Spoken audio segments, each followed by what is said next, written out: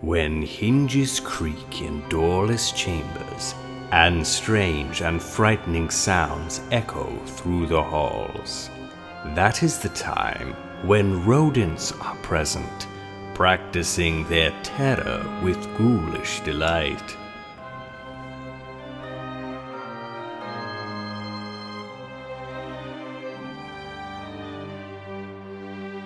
Hello there, and welcome to a special episode of Dr. Jim Oswald, where instead of my usual shenanigans, I'm reviewing a movie. Can you believe I've never done this before? Which is why I'm dressed the way that I am, so that it looks like I'm slightly more qualified to be reviewing films, and not because my usual therapist attire is currently in the dry cleaners. No. So anyways, I was watching the new Haunted Mansion movie, and it got me thinking about the old one. What did they do wrong, and what did they do differently in the new one? Both movies have the same plot. House is on the market. House turns out to be haunted. Can't leave house. Have to solve the mystery in order to break the curse so they can leave the house. Then the main characters decide to keep the house even though they just lived through a bunch of near-death experiences in it. And it's not a bad plot. I mean, it's nice and simple and it's a fun little adventure. The problem is not in the plot, but in the execution of the plot, which is what I'm going to get into in this video. First, really fast, I'd like to mention one thing that I was a little bit disappointed with the new movie and the old movie. I was really hoping when the new movie was announced that it would spend more time in the past during the lives of the ghosts that haunt the house, so we could find out more about the characters who haunt the house while they were still alive. In other words, I was really hoping for there to be a good designated portion of the runtime of this movie to actually take place back when the ghosts were alive, so we get to know a lot more about the characters. When you're in the Haunted Mansion ride, it makes you wonder, like, what's the story behind these ghosts? And that's kind of the opportunity that both movies have to expand on the characters. To be fair, the ride doesn't have very many specific characters, but that gives the writers a lot more room for creativity. The new movie did this a little bit more, but both movies didn't do it much. Anyways, moving on with the rest of the video. But before we get to that, I have to mention today's sponsor. This video is sponsored by no one. Nobody's sponsoring this video because my YouTube channel is not big enough to be sponsored. So starting off at the beginning of the movie opens up with these confusing shots of somebody getting murdered and somebody committing suicide. Cool. The shots are confusing because based on their clothing, it looks like they're in 1700s time period, but they're clearly in a masquerade party, so we don't really know what time period this is taking place in. But moving forward to modern day, my first question in this movie, who owns this house? Like today, when the movie takes place in the year 2002, who owns this house? Nobody? Anybody? Nobody living? Do the ghosts own the house? Seriously, do the ghosts own the house? If the house had sat empty for this long, like, I don't know, 100 to 150 years prior, because I'm assuming this takes place in like mid-1800s, then either, I assume, someone would have inherited it by now, or the government would have seized it, and it would have been turned into a historical landmark, maybe? Or you'd think by now some developer would have come along and said, "Oh, what's this? A shiny pebble?" But no, it's just sitting there. Moving on to when they enter the house, my next question. Who's maintained this house? When did the last living owner die? Is it Gracie? Then holy crap, this house has been sitting empty for over 150 years, and don't forget that this is in the South, so this house would be full of roaches, termites, and who knows what kind of rodents are singing songs behind those walls. And that's not to mention the roof, which would be falling apart, creating water leaks and moisture that would create irreparable damage to the house. And didn't Hurricane Katrina go through this area? Or I guess Hurricane Katrina hadn't happened yet, but you get my point. If these guys were real estate agents walking into this house, the ghosts would be the last thing they'd be afraid of. They'd worry less about whether or not it's haunted and more of whether or not it's infested. Even the Ghostbusters would have walked into this house and just said, "I think this building should be condemned." But then we see them using the bathroom, like, who updated this house? Was it the ghosts? Did the ghosts install plumbing that was invented after they died? Although you might be thinking to yourself, Dr. Jim, indoor plumbing has existed all the way back since the mid-1800s. Yes, but even if that's so, that doesn't explain what's next to the bathroom. The lights. There's lights in this house. They even use a telephone at one point. In fact, that's how they called the main characters to get them to come to the house at the beginning of the film. And if we're being realistic, telephones would not have been wired for a house in the South until at least the 1920s at the earliest. So who wired this house? Again, was it the ghosts? Have the ghosts been updating this house since they were dead? Have they been installing electricity and plumbing that was invented after they died? Ghosts. They work cheap, but the work is good. Okay, all jokes aside, what the movie does right is in the murder mystery element. I feel like it's a good idea to make it a mystery. Who murdered the person at the beginning of the movie? All right, who done it? And I really like this concept, the idea that you have to solve a mystery of a murder that happened 150 years ago. This could have been a really cool idea. Where the movie gets silly is when the main female character happens to look like the original female character, and that's the only reason why they invited them to the house. This is where the movie slips on a banana peel. So, Mr. Monster Mash invites the girl because she happens to look like the original girl so that he can get her to marry a ghost. He thinks that this will lift the curse. This is the same guy who committed murder. Why? Why did they even put this in the movie? I guess they wanted a wedding scene? To reference Constance Hatchaway or something? But they could have just had the wedding scene in the flashback. Which is what they did? Or no, they didn't. Did they need both? Also, they found the wedding dress in the attic. That's a reference. So there you go. So if you're gonna use this plot, this is how I would have done it given the setup of this movie. So like I said earlier, who owns the house? Well, I would start by answering that question. I would just make someone who's alive currently owning the house. Except he hates it because it's haunted and he's trying to sell it, which causes him to call the main characters who are real estate agents. Then he has them come to look at the house. They show up.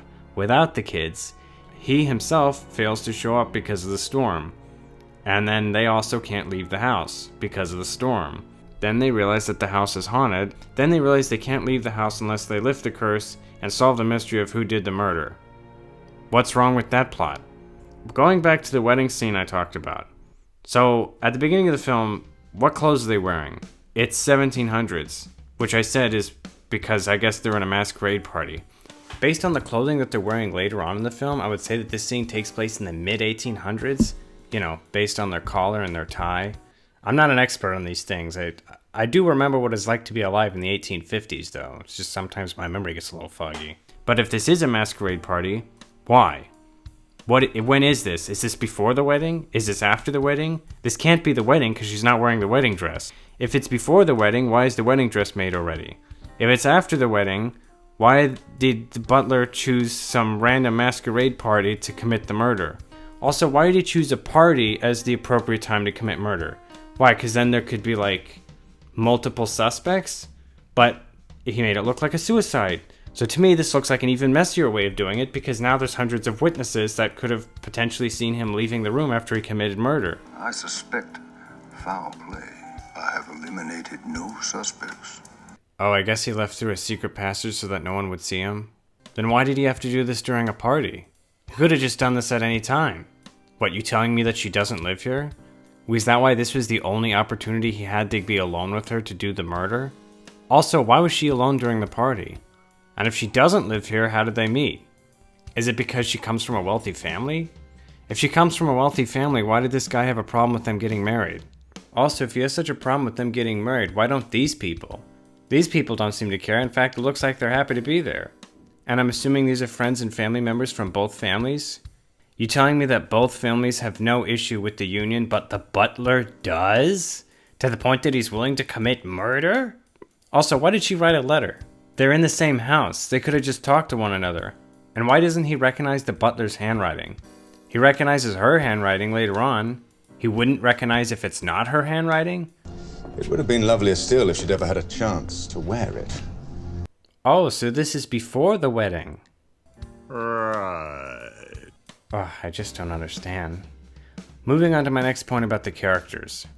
At the end of the movie, we know nothing about the lead female character. Other than that she's married to this guy.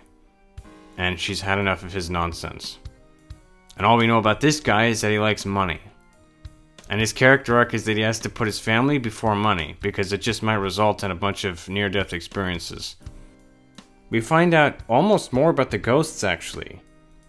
That he wanted to marry someone other than this guy wanted him to. But why?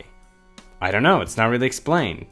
Like, I wish they spent more time, like, fleshing out the ghost characters, because At the end of the movie, we find out that the butler did it. But why? Why is he opposed to her marriage? And why did he take it upon himself as an employee to commit murder in order to prevent his employer from making some, big mistake? If the movie spent more time on these characters so that we could find out, why these two characters fell in love, why it's so important that they shouldn't fall in love. What's the reason why the butler is so opposed to it? Is it because of the color of her skin? I mean, it's kind of implied, but they don't explain that at all. So, I guess I'm just saying that if they spent at least a couple of minutes, 3-4 minutes in a scene where these two get together, we understand why they have a relationship, and then, leading up to the wedding, you have that scene where Gracie and the butler are talking to each other, and he's like, "Master, you'll be making a terrible mistake." For blah blah blah reasons. And then he could have been like, "You just don't understand true love, Ramsley." Instead, we just get this scene after they're dead. It's just, everything is just implied in this movie, and I really know nothing about these characters. I don't really know nothing about any of the characters at the end of the movie, in fact, other than this girl took 3 years of Latin. This is something that the new movie did try to fix. In the new movie, Ben has a backstory, he has a family story, and there's a reason why he's grieving. The family has a story, and there's a reason why they're grieving. And most of the other characters all end up with small character arcs. In this movie, there's not really much of that. So, to sum up my thoughts on this film. So, I would say, leave out the marriage plot to the ghost. Instead, have these two characters have to just simply figure out who did the murder. You can even have a similar sequence of events and how they figure it out. Then that lifts the curse. And during the time, we can get more flashbacks, give us more time spent on the original ghost characters and why the past happened the way that it did, so we understand more about the ghost characters.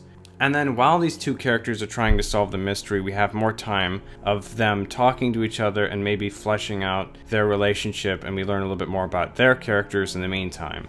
Spend more time on developing the characters, both the ghost characters and the living characters. The more time we spend developing all of these characters, the more interesting the movie becomes.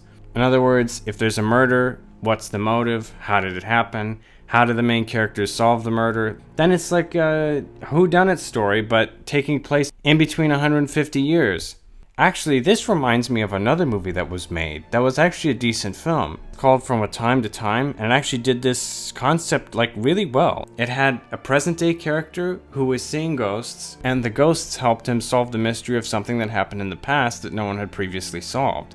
Let's talk about the music for a second. To be fair to this movie, the music is really good. Both movies used music from the ride to incorporate it into the films, which was fun and appropriate. One thing I will say about this movie that the new movie didn't do, that I appreciate about this movie, is taking longer to build momentum and let the mood just be creepy for a bit before the movie goes full on into ghost adventure. The new movie is much less subtle, and kinda just jumps right in with the ghost shenanigans.